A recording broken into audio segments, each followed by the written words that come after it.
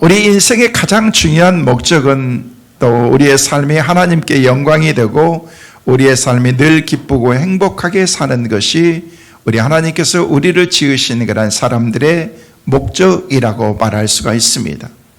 그러면 우리 인생의 목적을 따라서 살아가는 그런 우리의 삶 가운데에서 우리가 사는 삶의 목적은 뭔가? 살아가는 그런 삶의 중요한 목적은 바로 그것은 저는 변화와 성숙이라고 생각해 보았습니다. 물론 사람마다 살아가는 그런 삶의 방식이 다르고 삶의 목표와 방향이 다 다를 수 있지만은요, 저는 생각하면서 우리의 삶 가운데서 하나님의 영광을 위해서 살아가는 그런 우리의 삶에 정말 중요한 것은 우리의 삶의 날마다 변화와 성숙을 위해서 우리가 살아가야 된다는 거예요. 그렇기 때문에 우리 그리스도인들은 세상 사람들과는 성공의 기준이 우리는 다를 수밖에 없는 것입니다. 세상 사람들의 성공의 기준은요, 성취에 있습니다. 그래서 그 사람의 인격과 관계없이 그 사람이 얼마나 많이 성취했는가, 얼마나 많이 높이 올라갔는가, 얼마나 많은 것을 가졌나에 관심을 갖지만은 우리 그리스도인들의 삶의 성공의 개념은 매일매일 얼마나 이 사람이 성장하고 있는가, 그리스도의 사람으로, 하나님의 사람으로 우리가 얼마만큼 주님 앞에서 성숙해 가고 있는가에 달려있다는 것입니다. 자, 성도 여러분, 우리를 향하신 하나님의 관심은 한 가지입니다. 하나님이 저와 여러분을 향한 그런 관심은 바로 이 한 가지인데, 우리를 향하신 그 관심은 우리가 얼마만큼 예수 그리스도를 닮아가는가에 있는 것입니다. 저는 오늘 하기는 예배에 참석하신 여러분의 삶을 통해서 하나님이 주신 은혜 가운데서 주님 닮아가는 우리 모두가 꼭 되시기를 주의 이름으로 축원합니다. 우리의 삶이 주님의 모습을 닮아가야 됩니다. 마치 우리의 삶 가운데서 가정을 꾸미고 하나님께서 그 가정을 사랑하셔서 축복의 자녀들을 허락해 주십니다. 자녀들이 태어나면은요, 얼마나 그 가정의 기쁨이고 가문의 기쁨인 거지요. 그래서 그 자녀가 태어나면은요, 그 자녀를 보면서 너무너무 예뻐가지고 그냥 자체가 예쁜 거예요. 여러분, 애들이 막 태어나면 안 예쁩니다. 솔직히 못생겼습니다. 그냥 새빨개 가지고 막 쪄놓은 고구마처럼 빨개 가지고 별로 예쁘지도 않는데, 그런데도 내 새끼는 너무너무 예쁜 거예요. 그러면서 보면서 다 그럽니다. 아무리 봐도 엄마 닮은 것 같다고, 아무리 봐도 아빠 닮은 것 같다고, 이날은 아빠 닮았다, 이날은 엄마 닮았다, 저날은 할머니 닮았다, 이날은 할아버지 닮았다, 막 돌아가면서 이제 닮아가는 그런 모습들을 보는데, 그런데 점점 커가면서 그 모습 가운데, 자녀의 모습 가운데 엄마의 모습이 드러나기 시작하고 아빠의 모습이 드러나면서, 그때 우리가 갖는 마음이 뭐냐면요, 야, 진짜 내 아들이네, 내 딸이네, 그러면서 갖는 마음이 내 새끼다라는 그런 생각을 갖는다. 뭐예요? 닮아간다는 거예요. 여러분, 자녀들 보면은요, 부모들 닮아가는 거 보면 너무 신기하잖아요. 마치 붕어빵 기계에서 착 해가지고 찍어가지고 나오는 것처럼 자녀들이 이렇게 점점 닮아가지고, 안 닮아가도 걱정하지 마세요. 나이 먹으면 다 여러분의 부모 모습 닮아가게 되어 있어요. 자기는 그 얘기 진짜 싫대. 부모님 닮았다는 얘기 하지 말아요. 그래서 어떻게 할 수 없어요. 여러분, 그 부모님에서 통해서 이렇게 우리가 나왔기 때문에 마치 붕어빵 기계에서 딱 찍어가지고 나오면은요, 그 붕어빵이 비슷하게 이렇게 다 이렇게 하는 것처럼 우리는 그 부모를 통해서 태어나면은요, 그 부모를 닮아가게 돼 있다. 그리고 닮아야 되는 거예요, 여러분. 아니, 태어났는데 이웃집 아저씨 닮으면 안 되잖아요. 그렇잖아요. 아니, 태어났는데 우리 엄마는 하나도 안 닮고, 여러분, 저 다른 엄마들 닮았다. 이게 문제가 될 수가 있는 거예요. 그냥 하나님께서 주신 은혜로 하나님께서 우리 가정에 나를 태어나게 하셨다. 그러면은요, 엄마 닮고 아빠 닮다. 엄마 꼭 닮았다. 그러면 여러분 뭐 해야 돼요? 감사합니다. 그런 얘기 하지 마세요. 우리 엄마 닮았다는 얘기. 엄마가 어때서, 여러분? 아빠가 어때서? 그냥 닮게 되어 있다는 거예요. 그렇게 닮아가게 되어 있다는 것입니다. 여러분, 그렇기 때문에 하나님께서도 여러 가지 우리의 모습을 통해서 나중에 우리의 모습을 통해서 기뻐하실 모습은요, 이가 하나님의 형상을 닮아가고 있다. 저 보니까 예수님의 형상을, 내 아들의 모습을 많이 닮았는데, 주님의 성품을 많이 닮아가는데 하면서 하나님이 우리의 모습을 기뻐하신다는 것입니다. 그래서 하나님의 관심은 여기에 있는 것입니다. 그렇기 때문에 하나님께서 모든 사건을 이 한 가지 목적을 위해서 하나님께서 우리에게 만남도 주시고, 때로는요 일들도 만들어 주시고, 때로는요 장애물도 주시고, 환난을 주시고, 이 모든 것을 통해서 우리를 점점 하나님의 사람으로 만들어가기 위해서 그렇다는 것입니다. 우리는 지난 한 주간 월요일부터 어제 토요일까지 특별 새벽 기도를 통해서 구약의 느헤미야에 나와 있는 그런 말씀을, 새벽마다 말씀을 묵상하면서 느헤미야 안에 감춰진 그런 하나님의 놀라운 비밀들을 우리가 그 가운데서 발견할 수가 있었습니다. 한 사람이 이렇게 중요하구나. 한 사람의 헌신, 한 사람의 그 헌신된 그런 그 섬김의 삶을 통해서 하나님께 이루어 가시는 그런 놀라운 역사들을 우리가 보면서, 하나님, 우리도 느헤미야 같이 하나님 앞에 쓰임받게 도와주셔서 영적인 하나님의 영적인 그 포줄들을 우리가 있는 그런 그 자리에서 멋있게 하나님의 그 작품을 위해서 내가 쓰임받기를 원합니다라고 하면서 우리는 새벽에 간절히 기도하면서, 하나님, 느헤미야를 통해서 예루살렘 성벽과 성전이 세워진 것처럼 하나님, 우리를 통해서 하나님, 우리 한국 교회가 세워지고 나라가 세워지고, 하나님, 그런 은혜를 있게 하여 주옵소서.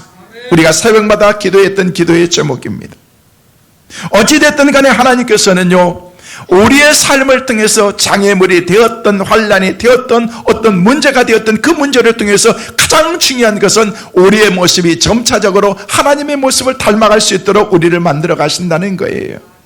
어떤 면에서 하나님이 우리에게 주시는 모든 장애물들은요, 그 장애물 자체가 바로 우리의 스승이라고 그렇게 말할 수가 있는 것입니다. 여러분, 하나님이 여러분의 생애 가운데 장애물들을 때로는요 가끔 보내기도 합니다. 그 장애물들이 우리에게 주신 그런 하나님의 어떤 미닝을 통해서 우리에게 주시고자 하는 메시지가 있는 것입니다. 그래서 우리가 중요한 것은 힘들고 어려운 그런 문제들이 있을 때, 어떤 그런 사건들을 만날 때 가장 중요한 것은 이 사건을 통해서 하나님이 내게 주시고자 하는 그런 메시지가 무엇인가를 우리가 발견해야 된다는 거예요.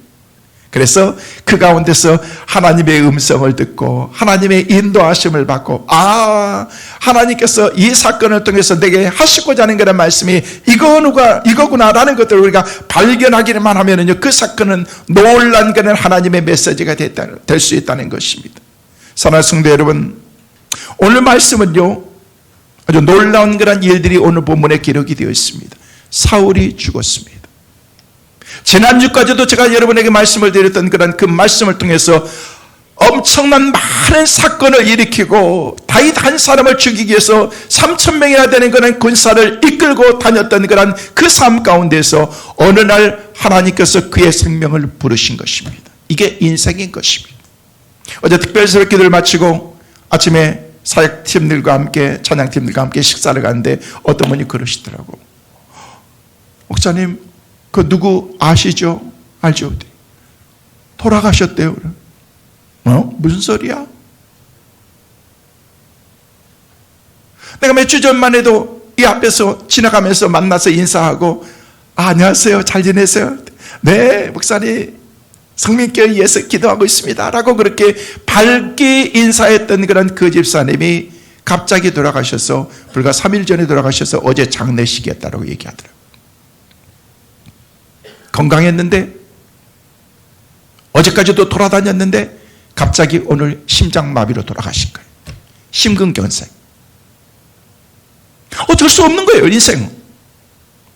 우리가 살다가 어떤 그런 순간에 하나님께서 여기까지다라고 얘기하면요, 우리는 그 가운데서 내가 살았던 그런 삶의 모든 것을 내려놓고 가야 되는 것이 바로 우리의 인생이라는 것입니다.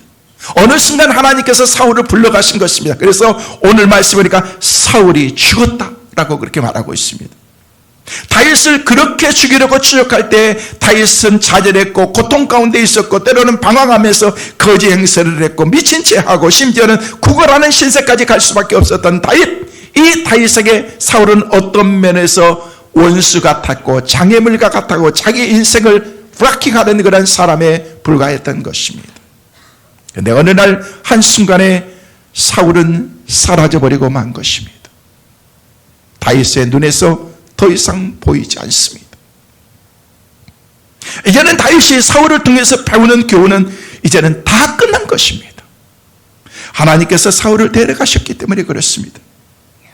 하나님은 우리 주위에서 어떤 사람들 붙여주시기도 하고 또 어떤 사건들을 하나님께서 우리 가운데 허락하시기도 하고 때로는 살아가는 삶의 가운데 있어서 장애물들을 우리에게 만나게 해주시기도 하고 우리가 만약에 거기서 우리가 마땅히 배워야 될 교훈들을 배우지 않는다면 계속해서 우리는 장애물을 만나게 되고 힘들고 어려운 일들은 계속해서 우리의 삶 가운데 있게 될 것입니다. 우리가 할 일을 무엇이냐? 어떤 환경 가운데서 어떤 장애물들을 만나면 빨리 우리가 하나님의 음성을 듣고 그의 음성을 따라서 우리의 삶을 변화시키는 것, 그것이 바로 우리 곁에 있는 어떤 어려운 문제들을 해결할 수 있는 가장 중요한 해결책이라는 것을 오늘 말씀을 통해서 우리는 배우게 된다는 것입니다. 바로 사울과 요나단, 그리고 요나단과 함께 다른 형제들까지 한순간에 일가족이 몰살을 당하게 됩니다.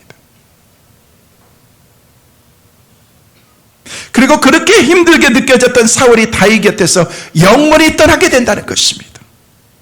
내 삶을 그렇게 힘들게 만들었던, 내 삶을 정말 스트레스 쌓이게 만들었던 내 원수 같은 가시 같은 그런 사람이 한순간에 떠나게 된 것입니다. 오늘 사울의 죽음을 볼 때 어떻게 보면은요, 너무 슬픈 죽음입니다. 가슴 아픈 죽음입니다. 다윗도 괴로워서 울고 있습니다. 사실 다윗이 사울의 죽음 앞에서 놀라운 교훈을 얻게 되는데 그 교훈이 그의 생에 가장 훌륭한 왕으로 다윗이라고 하는 성군으로 만들게 되는 중요한 역할이 어떤 의미로 사울의 죽음이었던 것입니다. 여러분, 어떤 교훈은요, 우리가 일평생 동안 배우는 교훈들도 있지만 어떤 사건들을 통해서 하나님께서 강하게 우리에게 임팩을 주시면서 그 사건을 통해서 하나님에게 우리에게 주시는 교훈들이 많이 있다는 거예요. 한순간에 배울 수 있는 만남, 어떤 한 사람의 죽음을 보면서 우리는 너무나도 많은 것을 배울 수 있는 그런 교훈들이 그 가운데 있다는 것입니다. 우리가 그 죽음을 보면서 야, 이렇게 쉽게 우리 인생을 갈 수 있구나. 어느 날 갑자기 어제까지도 건강하고 지금까지도 괜찮았던 인생이 지금 딱 하나님께서 부르시고 심장을 딱 멈추게 하니까 가는 거예요. 건강 장담할 수 없습니다. 잘 살았다고 우리가 장담할 수 없습니다. 살다가 하나님께서 여러분이 그것이 어떤 병이든 사고든 질병이든 어떤 상황 가운데 있다고 할지라도 하나님께서 우리를 부르시면 가야 된다는 거예요.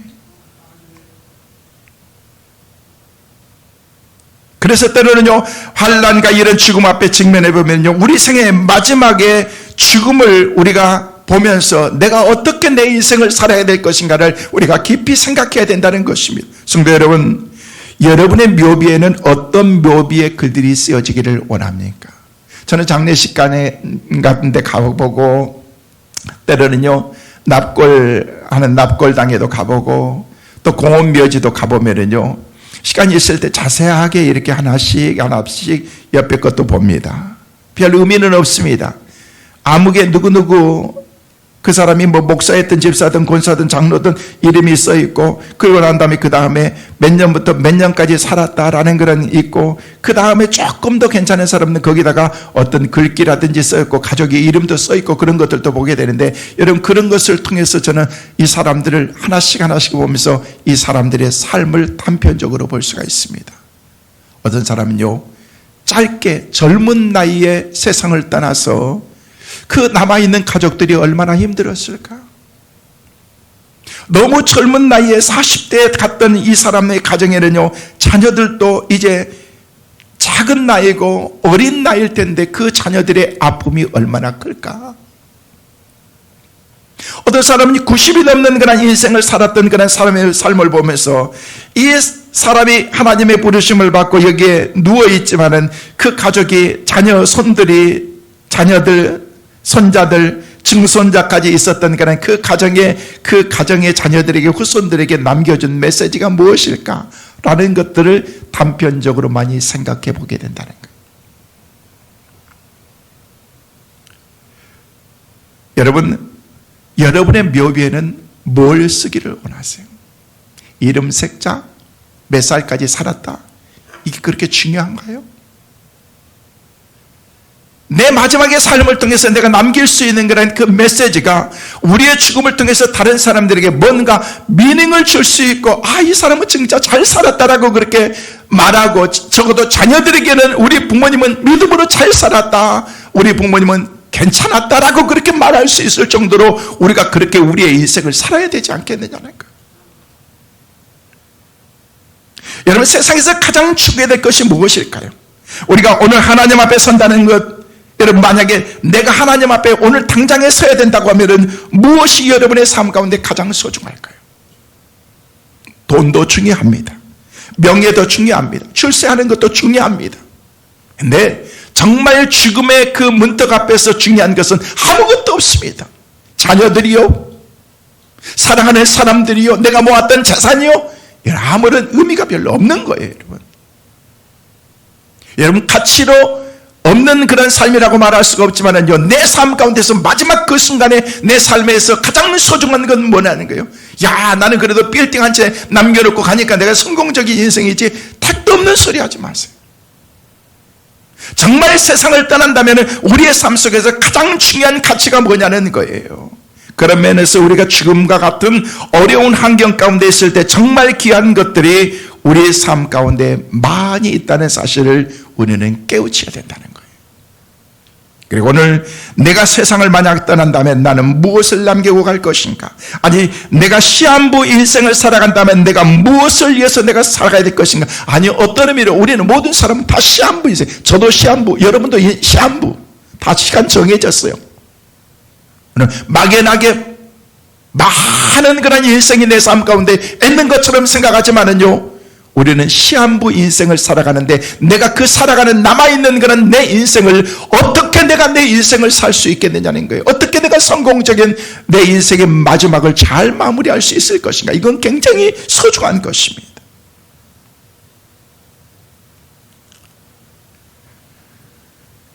오늘 다윗과 이 사울의 모습을 통해서 저는 몇 가지 교훈을 여러분에게 말씀을 드립니다. 세 가지를 말씀을 드리려고 합니다. 첫째로, 우리는 사울의 죽음 앞에서 배우는 교훈 가운데 첫 번째는 뭔가? 죽음의 순간이 아름답기 위해서 기도하세요. 할렐루야. 죽음을 준비하면서 기도하라는 거예요. 기도해야 될 점이 너무 많은데 뭘, 목사님, 내가 아직도 모르는 것 같은데 죽음을. 아니요, 멀었으면 지금부터 더 많이 하시면 되는 거예요. 지금부터 준비하는 거예요. 저도 막연하게 생각했던 그런 그 삶을 통해서 한 주간 동안, 지난 한 주간 말씀을 묵상하면서, 하나님, 나의 마지막 그 순간을 주님 앞에 기도합니다. 그래도 하나님의 종으로서 평생 주님을 위해서 살았다라고 얘기하고 주님 앞에서 멋있는 인생을 살으라고 얘기를 했는데, 적어도 저도 주님 앞에서 마지막 순간은 멋있게 가고 싶습니다. 이것이 제가 하나님께 드리는 기도의 제목이었습니다. 언제든 가겠죠. 그게 1년이든 10년이든 20년이든, 아니 그보다도 더 오랫동안 여러분이 머문다고 할지라도 우리 인생은 짧습니다. 그리 길지 않습니다. 그런 우리의 삶을 하루하루 시간 분 단위로 쪼개서 우리의 인생을 살아가면서 우리가 내 인생의 마지막 순간을 위해서 기도하면서 산다는 것, 이 사람은 성공의 지름길로 가고 있는 사람인 것입니다. 사울은 죽음의 순간에 정말 비참했다는 거예요. 그런 죽는 모습이 아니라 마지막 순간에 그의 발버둥 치는 그런 못생긴 그런 그의 모습, 왕이지만 왕답지 않는 그런 그 모습을 통해서 가슴 아파하고 있는 다윗의 그 모습을 우리는 발견하게 되면서 우리도 그 모습을 보면서 안타깝다라는 그런 생각을 갖는다는 것입니다. 그래서 사무엘상 31장에 보면은요, 그 사울의 죽음이 구체적으로, 오늘 본 말씀은 사울이 어느 날 하나님의 부르심을 받아서 같다라고 하는 것으로 오늘 본문은 짧게 얘기하지만 사무엘상 31장에 보면은요, 구체적으로 1절에서 6절 말씀을 보면요, 사울의 죽음이 무엇인가를 어떻게 죽었는가에 대해서 구체적으로 우리에게 말하고 있는데, 자, 말씀이 좀 길지만 여러분과 같이 또박또박 같이 읽겠습니다. 같이 읽습니다. 블레셋 사람들이 이스라엘을 침해 이스라엘 사람들이 블레셋 사람들 앞에서 도망하여 길보아 산에서 엎드려 죽으니라. 블레셋 사람들이 사울과 그의 아들들을 추격하여 사울의 아들 요나단과 아비나답과 말기수아를 죽이니라. 사울이 패전함에 활 쏘는 자가 따라잡으니 사울이 그 활 쏘는 자에게 중상을 입은지라. 그가 무기를 든 자에게 이르되 네 칼을 빼어 그것으로 나를 찌르라. 할례 받지 않는 자들이 와서 나를 찌르고 모욕할까 두려워하노라 하나, 무기를 든 자가 심히 두려워하여 감히 행하지 아니하는지라. 이에 사울이 자기의 칼을 뽑아서 그 위에 엎드려지매 무기를 든 자가 사울이 죽음을 보고 자기도 자기 칼 위에 엎드려져 그와 함께 죽으니라. 사울과 그의 세 아들과 무기를 든 자와 그의 모든 사람이 그날에 함께 죽었더라. 이게 사울의 마지막입니다. 너무나도 비참한 그런 그 모습이 오늘 본문에 기록이 되어 있습니다. 오늘 본 말씀에 사울은 죽었다라는 그런 말씀을 하지만은요, 구체적으로 블레셋 사람들이 쳐들어와서 전쟁을 통해서 수많은 사람들이 죽었고, 그 가운데서 여기 말씀 보니까 그 아들, 말씀해 보니까 그 아들이 죽었다라고 그렇게 말하고 있다는 것입니다. 그 아들은 누구였어요? 다윗의 가장 친했던 요나단이 죽은 거예요. 그리고 난 다음에 다른 형제 아비나답, 말기수아 다 죽었습니다. 그리고 누가 죽은 거예요?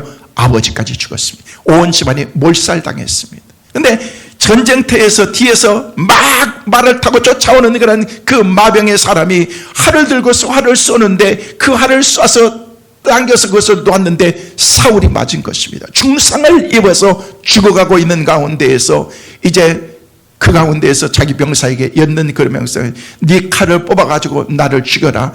이방 사람들이 할례 받지 못한 이방 사람들이 나를 죽이는 건 나는 그것을 허락하지 않겠다.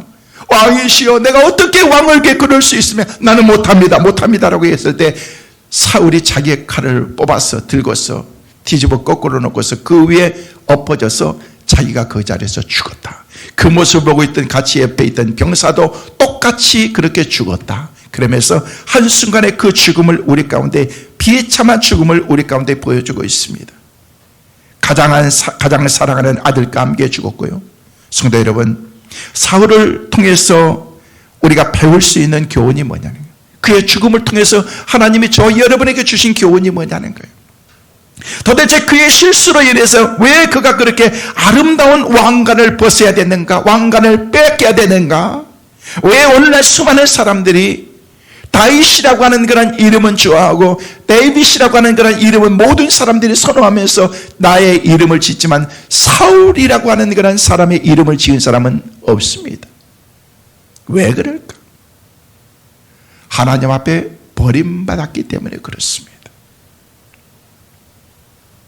여러분, 그런 가운데에서 이유가 있는데요, 몇 가지를 저는 생각해 봤어요. 첫째는요, 그는 하나님의 말씀을 버렸기 때문에 하나님께서 사울을 버리신 것입니다. 하나님을 버리면은요, 말씀을 버리면 하나님이 버리시는 것입니다. 여러분, 말씀 붙잡고 살아가시길 바랍니다. 하나님 붙잡고 살아가시길 바랍니다.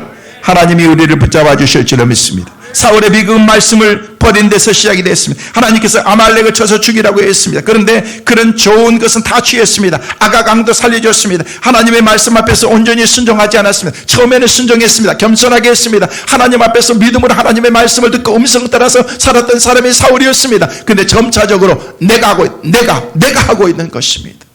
그래서 하나님을 떠난 것입니다.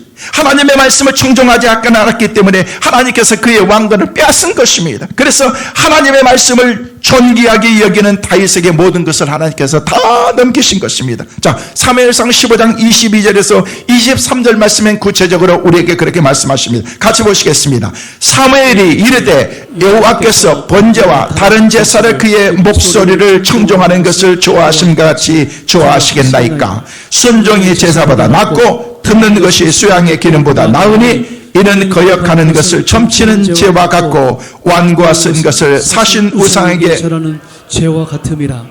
왕이 여호와의 말씀을 버렸으므로 여호와께서도 왕을 버려 왕이 되지 못하게 하셨나이다. 아멘. 여기 말씀 보니까 왕이 여호와의 말씀을 버렸으므로 사울왕이 하나님의 말씀을 버렸다는 것이요, 이것은 하나님을 버린 것입니다. 여호와께서도 왕을 버려 왕이 되지 못하게 하셨나이다. 왕이었지만 왕을 빼앗아버렸다는, 왕관을 빼앗아버린 것입니다. 사랑하는 성도 여러분, 이 말씀을 여러분 잘 들으셔야 됩니다. 그냥 지나쳐야 될 그런 말씀이 아닙니다. 왕이 여호와의 말씀을 버렸으므로 여호와께서도 왕을 버렸다는 것입니다. 저는 이 말씀을 묵상하는 가운데 하나님이 제게 주셨던 그런 하나님의 말씀이 바로 여호수아 1장 8절의 말씀이었습니다. 그 말씀은 우리에게 그렇게 말씀하고 있습니다. 같이 보십니다. 이 율법책을 내 입에서 떠나지 말게 하며 주야로 그것을 묵상하여 그 안에 기록한 대로 다 지켜 행하라. 그리하면 내 길이 평탄하게 될 것이며 내가 형통하리라. 할렐루야. 아멘. 저는 여러분의 삶이 평탄하기를 바랍니다. 여러분의 삶 가운데 형통회복이 있기를 바랍니다. 그러기 위해서는 여러분의 삶 가운데서 하나님의 율법책을, 하나님이 내게 주신 그런 율법의 말씀을 내 입에서 떠나지 말고 하고 주야로 날마다 그 말씀 안에 거하면서 살라고 그렇게 우리에게 말씀하고 있는 것입니다. 만약에 제가 말씀을 버린다면 하나님은 나를 버리신다는 것입니다. 물론 구원은 영원한 것입니다. 구원은 영원한 것이지만 하나님의 사역의 현장에서 이 사울 왕도 하나님이 선택하셨지만 그가 왕의 자리를, 그 직책과 직위를 빼앗겼던 이유가 뭐냐면요, 하나님의 말씀을 그가 버렸기 때문이라. 여러분, 하나님의 말씀을 가까이 하지 않은 거예요. 하나님을 가까이 하지 않은 거예요. 여러분, 하나님께 더 가까이 가시기를 축원합니다. 말씀 앞에 살아가시길 바랍니다. 말씀이 저와 여러분의 삶을 다스리고 내가 말씀의 그 은혜 안에 쭉 들어가서 마치 여러분 그냥 겉절이 그냥 배추가 탁 있는데 거기다 소금 뿌리고 나면요, 나중에 그 소금이 간이 쫙 들어가면서 그냥 온 배추에 들어가가지고 배추가 나긋나긋해가지고 간이 다 돼가지고 들은 것처럼 우리가 하나님의 말씀에 그렇게 들어가야 되는 거예요. 근데 어떤 사람들은요, 말씀에 소금을 이렇게 쳐가지고 말씀을 하는데도 어떤 사람들은요, 겉만 이렇게 하고 그냥 안 스며드는 사람들이 있어요. 말씀이 여러분 전달되어지면요, 여러분이 그 말씀을 막 스펀지처럼 빨아들여야 되는 거예요. 그래야 여러분의 영혼이 살 수가 있는 거예요. 영적으로 충만할 수가 있는 거예요. 그런 은혜가 있게 되시기를 간절히 소망합니다. 그래서 내 삶에 날마다 하나님의 말씀을 통해서 변화된 그런 하나님의 은혜가 우리 가운데 있어야 된다는 것입니다. 성도 여러분, 말씀을 사모하십시오. 제가 주님을 만나고 난 다음에 뜨겁게 주님의 은혜를 체험하고 난 다음에 하나님의 주셨던 그런 은혜 가운데 살면서 늘 주님의 말씀 안에서 살고, 은혜 받는 일이라고 하면요, 어렸을 때부터 한 번도 은혜를, 제가 생각할 때는요, 제가 섬겼던 모교에서 붕괴 있을 때 붕괴에 빠져본 적은 한 번도 없었던 것 같아요. 언젠가는 군대를 갔는데 교회에서 붕괴한다는 얘기를 들어서 휴가 내가지고 붕괴에 참석했습니다. 여러분, 감동도 없어요, 여러분은. 그거 생각처럼 쉬운 거 아닙니다. 그래가지고 그때는 5일 동안 이렇게 막 4일, 5일 붕괴를 하는데 붕괴에 참석해가지고 새벽, 오전에 집회, 오후에는 전도 이렇게 하고 그러는데 군바리가 나와가지고 은혜 받고 그러고 난 다음에 나가서 나중에 하나님께서 주신 그런 하나님의 일들을 감당하면서 나중에 그런 일들을 하고 나중에 부대에 들어갔어요. 야, 휴가 가서 뭐 했냐 그랬더니 붕괴 참석했는데요. 붕괴 참석하고 그 다음에 뭐 했냐라고 했더니 계속 교회에 있었는데 한 주간 내내 교회에 있었냐고 그랬는데 그때 미친 새끼죠. 저 미친 새끼 얘기 들어도 괜찮아요. 저 어렸을 때 친구들이요, 나 찾으려면요, 교회 오면 나를 찾을 수 있는 거예요. 매달 교회에 사니까. 그 뜨거웠던 그런 그 열정, 그런 마음이 제 마음속에 있는데, 정작 지금 목회를 하는 그런 삶의 현장에서 많은 성도들을 영적으로 지도하면서 말씀으로 이렇게 섬기는 그런 그 자리에 있으면서 내가 그런 열정과 그런 마음이 지금도 내 마음속에 있는가? 점점 변해져 가는 거라는 우리의 삶 가운데서, 우리의 삶을 통해서 세상은 너무너무 많은 것들이 우리의 삶을 유혹하고 있기 때문에 점차 영적인 것을 소홀해져 가는 거라는 우리의 삶이 점점 우리에게 있다는 것입니다. 말씀을 사모하지 않습니다. 미디어에 우리의 삶의 모든 것을 다 빼앗겨버리고 TV나 핸드폰이나 그리고 각종 모든 삶 가운데서 우리의 무릎을 꿇고서 우리가 살아갈 때가 많다는 것입니다. 다 정크푸드에 먹이면서 정크푸드를 먹으면서 세상 것의 맛을 다 잃어버리고서 하나님의 전에서 나오는 것은 하나님의 영적인 것에는 우리가 관심을 가지 않고 우리의 입맛이 다 세상적으로 다 바뀌어버렸다는 것입니다. 여러분, 기도하러 나오지 않습니다. 영적으로 살지 않습니다. 그래서 여러분, 교회 직분자들을 세울 때마다 제일 먼저 보고 그들에게 또 영적으로 훈련하는 내용이 뭔지 아시죠? 교회에서 직분자를 세울 때 얼마나 많은 훈련을 합니까? 훈련을 통해서 이런 삶들을 살아야 됩니다. 그때는요, 할렐루야 아멘 하면서 우리가 그래야죠 라고 얘기하는데, 우리가 직분을 받고 나면 그 마음은 다 사라집니다. 여러분, 헌법의 직분자들의 가장 기본적인 제1원칙이 뭔지 아십니까? 모든 예배에 참석하고 공예배에 빠지지 않고 라고 하는 것이 직분자들의 가장 첫 번째 조건들입니다. 지금은 그런 기준들이 점점 몰락해 가고 있습니다. 예배도 소홀하게 여깁니다. 사모하는 그런 마음이 점점 없어져 가고 있다는 것입니다. 성도 여러분, 부탁드립니다. 예배자들 되시기를 주의 이름으로 축원합니다. 우리가 만약 예배를 중요하게 생각하지 않는다면, 하나님의 말씀을 버린다면 하나님께서 우리를 버리신다라고 그렇게 말씀하고 있다는 것입니다. 여러분, 우리 교회는요, 하나님의 말씀으로 충만한 교회가 되고 말씀을 사모하고 예수님을 가까이 하는 그런 교회가 되어야 됩니다. 하나님이 내 마음속에 그런 마음을 주시도록 위해서 여러분 기도해야 되는 거예요. 그래서 늘 하나님의 말씀, 예배 중심의 삶을 살아가는 그 은혜가 우리 가운데 있어야 되는 것입니다. 예배를 소중하게, 예배에 대한 가치를 두고서 최선을 다했어요. 그런 마음을 우리가 갖고 살아야 된다는 것입니다. 여러분, 때로는요, 영적으로 하나님이 주신 그런 사명을 감당할 때 우리 성도들을 위해서 여러분, 때로는요, 하나님의 말씀을 제가 이렇게 같이 나누기도 하고 그런데요, 어떨 때는 말씀을 막 준비하고 영적으로 충만해가지고 이렇게 하는데요, 성도들이 다 와서 좀 들었으면 좋겠는데, 여러분, 그렇지 않고 그러면은요, 제 개인적인 생각인 거예요. 우리 성도들이 너무 이렇게 말씀에 사모하는 그런 마음이 없는 것 같아. 배신감을 조금씩 느끼고 그럴 때가 있습니다. 저 지난 한 주간 말씀을 묵상하면서요, 온전하게 느헤미야 말씀 하루 종일 묵상했습니다. 진짜. 새벽기도 새벽에 3시에 일어나고 어떨 땐 2시 반에 일어나가지고 그냥 교회 와가지고 말씀 증거하고, 아침 섬기는 분들 같이 식사 대접받고 난 다음에 또 아침부터 출근 시간 없이 그냥 새벽부터 해가지고 하루 종일 말씀을 묵상한, 말씀을 하루 종일 느헤미야 말씀을 묵상하니까 그 안에 깊이 막 빠져들기 시작하더라고요. 오늘 오후의 말씀도 느헤미야, 오늘 새벽에 본문 가지고 제가 말씀을 준비하면서 오늘 오후의 말씀도 준비했습니다. 말씀을 묵상하면서 준비하면서 그렇게 나가는데, 그 안에 감춰진 그런 놀라운 비밀들이 그 안에 있더라는 것입니다.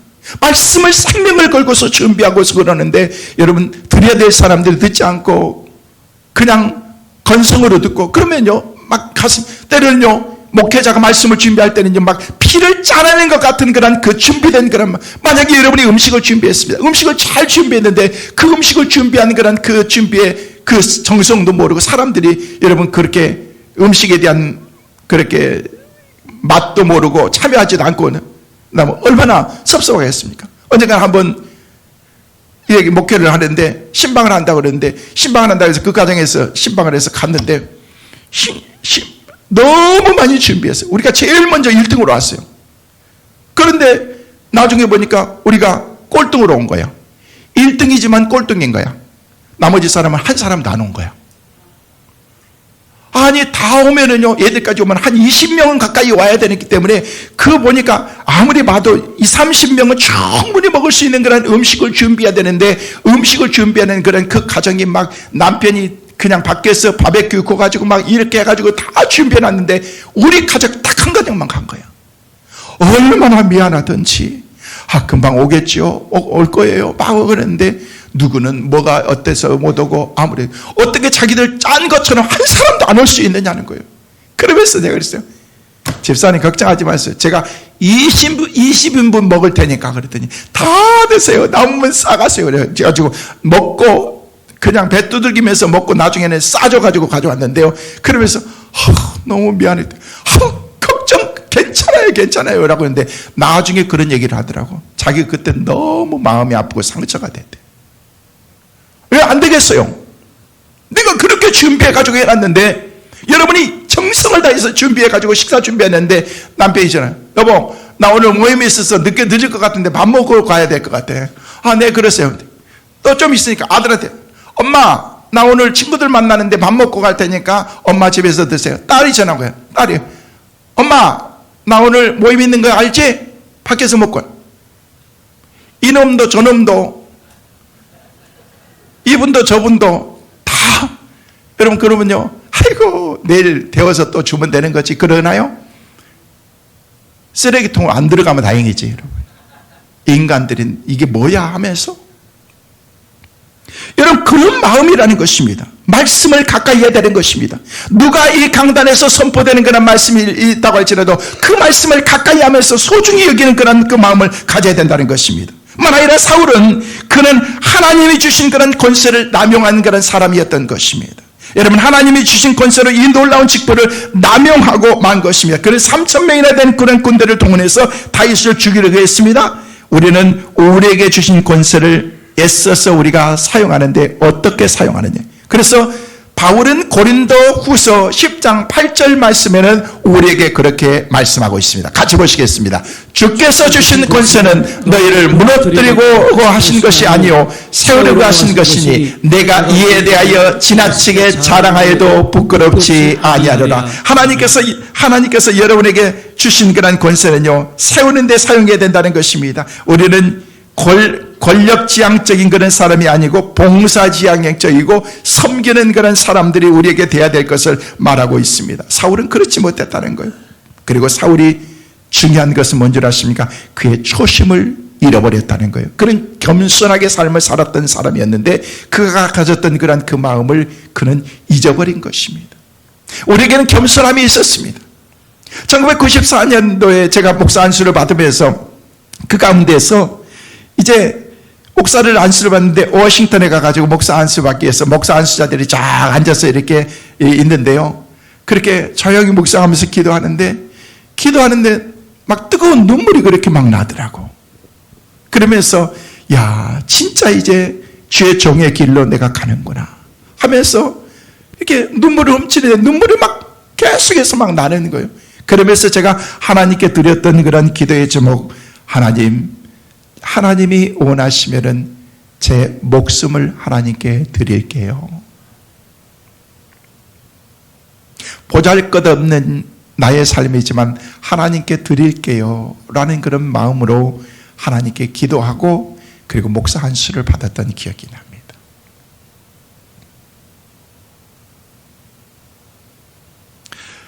우리가 그런 겸손한 마음의 시작이 우리에게 있었습니다. 하나님 내게 주신 그런 이 직분을 내가 주님께서 주셨던 그런 이 사명을 내가 잘 감당할게요. 근데 우리는 시간이 없고 피곤하고 몸이 좀 아프고 이런 핑계 저런 핑계댈 게 얼마나 많습니까? 우리가 지난 코로나 때 얼마나 힘들었습니까? 우리 친구 교회는요 하도 교회를 핍박하니까 자기 교회 장로님 회사 가가지고 공장에서 예배를 드렸대요.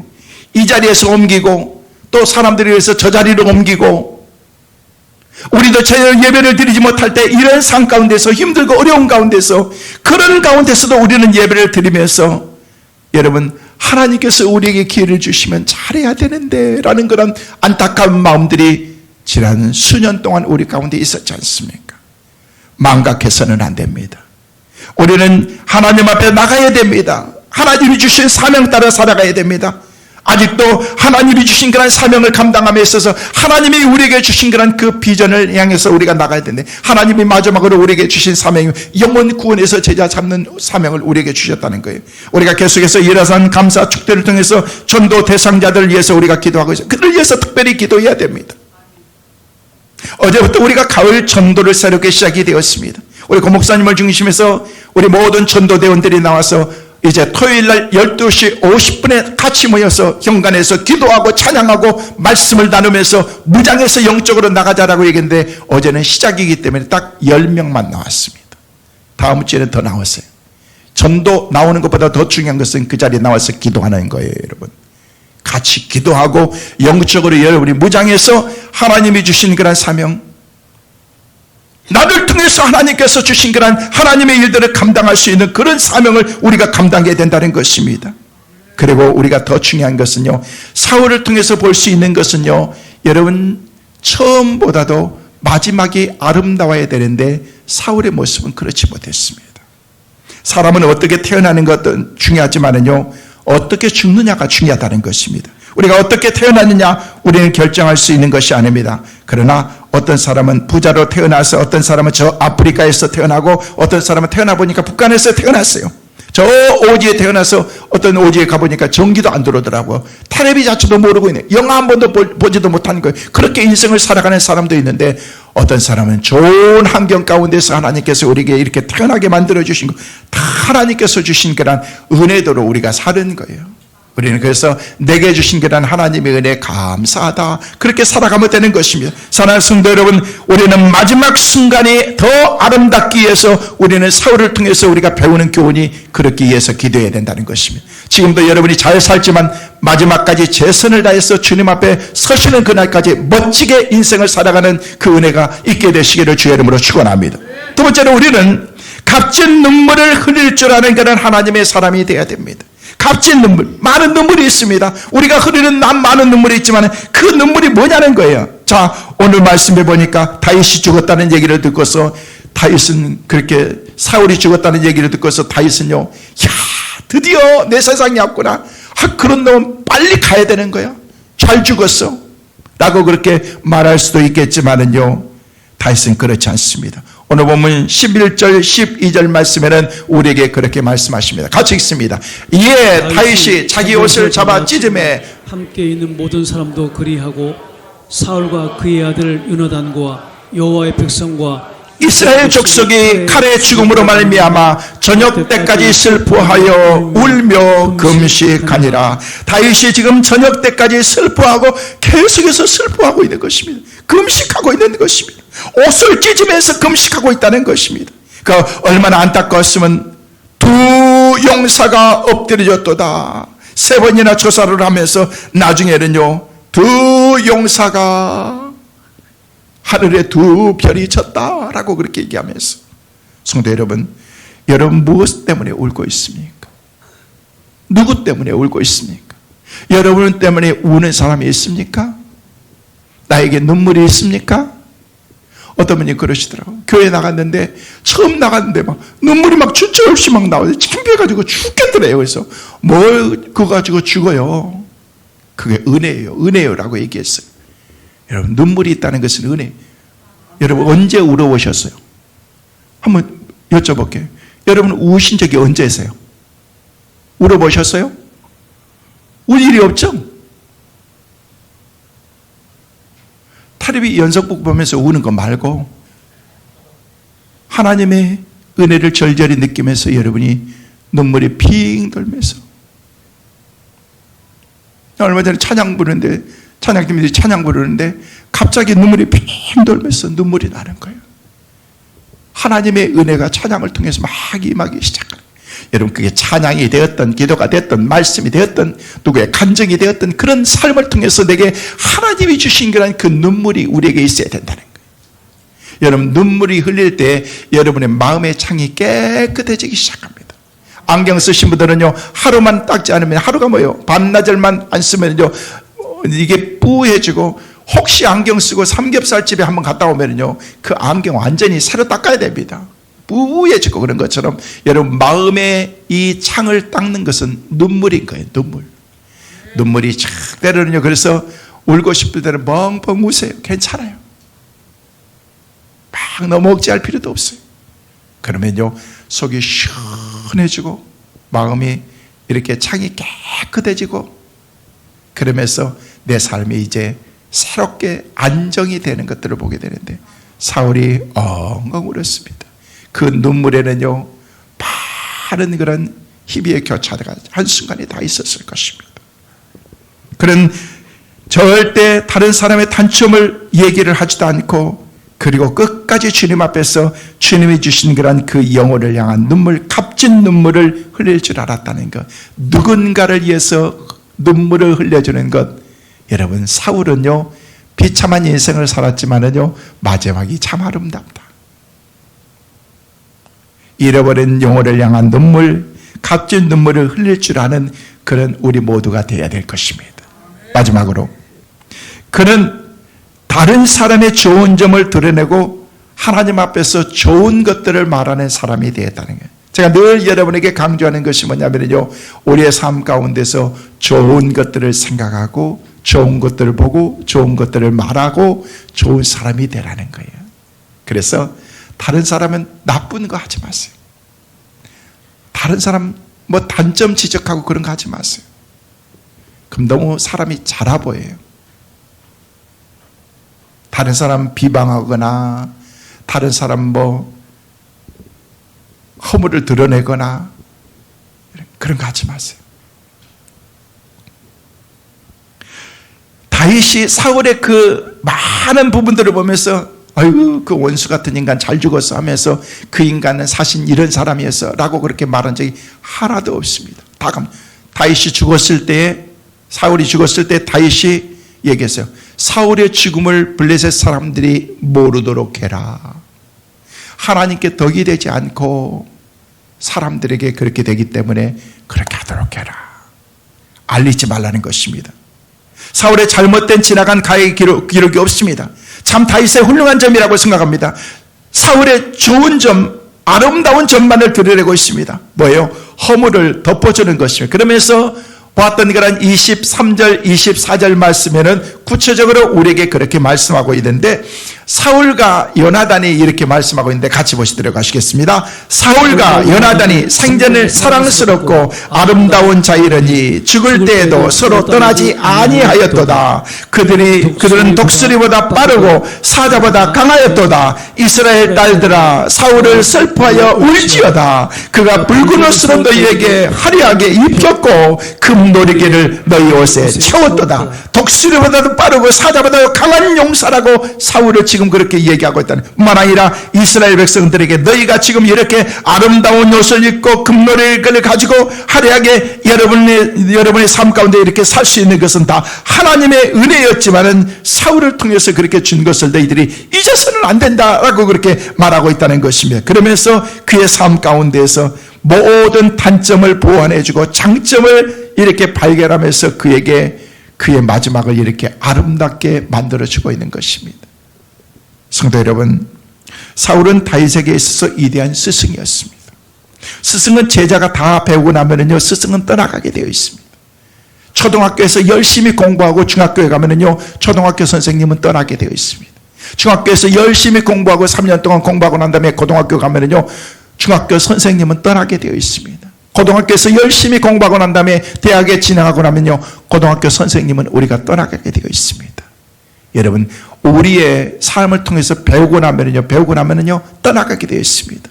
어떤 의미로 하나님께서 다윗이라고 하는 그런 인생을 통해서 하나님이 주시고자 하는 그 레슨을 사울을 통해서 하게 된 것입니다. 그래서 이제는 모든 것을 다 배웠을 때 배우고 나니까 순식간에 사울이 떠나게 된 것입니다. 너무 힘들어요. 하나님 너무 고통스러워요. 말할 필요 없습니다. 여러분이 그것을 통해서 빨리 레슨을 받고 그 삶 가운데서 하나님의 주시는 그런 그 미능을 우리가 분명하게 알면은요, 그 문제는 떠나가게 되어 있습니다. 이제 새로운 일들을 우리 하나님께서 우리 가운데 시작하게 될 것입니다. 배우게 될 것입니다. 좋은 선생님도 우리의 삶 가운데 필요합니다. 그러나 그 좋은 선생님도 우리가 배우고 나면은요, 그 선생님도 떠나가게 되어 있습니다. 다윗이 그가 배워야 될 교훈을 다 배웠을 때 하나님께서 그를 데려가신 것입니다. 사울이 떠나는 날 다윗이 새롭게 그의 인생이 펼쳐지기 시작합니다. 드디어 새로운 민족의 역사가 다윗을 통해서 이제 다음 주부터 새롭게 시작이 될 것입니다. 다음 주부터 새롭게 하나님의 위대한 사역을 감당하는 다윗을 통해서 새로운 민족의 역사를 하나님은 써가게 되실 것입니다. 하나님께서 여러분의 삶 속에 인생의 모든 장애물을 통해서 교훈하실 뿐만 아니라 이제 새롭게 교훈을 배우는 그 순간 우리 하나님께서는 우리의 인생의 장애물을 거두어 가실 줄로 믿습니다. 다윗처럼 새로운 인생의 전환기를 우리가 맞이하게 될 줄로 믿습니다. 아무리 보기 싫고 원수 같은 인간이라고 할지라도 하나님께서 여러분이 어느 순간에 보고 싶어도 여러분이 보지 못하는 그런 날이 하나님께서는 우리 가운데 주신다는 것입니다. 여러분의 삶 가운데서 여러분의 삶에 충실하고 현실에 충실하고 여러분이 주신 사명 따라서 믿음으로 살아갈 때 하나님은 우리를 통해서 위대한 역사를 다윗을 통해서 이루셨던 것처럼 행하실 줄로 믿습니다. 그런 하나님의 귀한 사람으로 쓰임받고 하나님의 역사에 쓰임받고 살아갈 수 있는 축복의 은혜가 우리 모두에게 있게 되시기를 주의 이름으로 축원합니다.